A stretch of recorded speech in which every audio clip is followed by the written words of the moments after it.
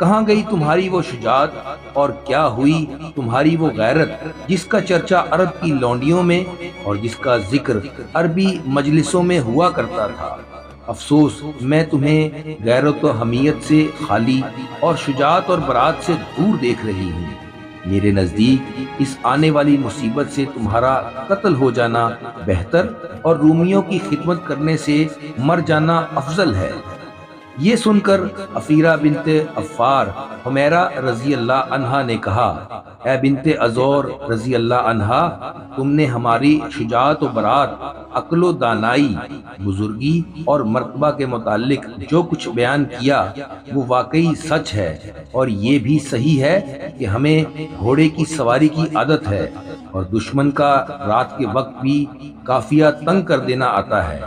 मगर ये तो बतलाइए कि जो शख्स ना घोड़ा रखता हो, ना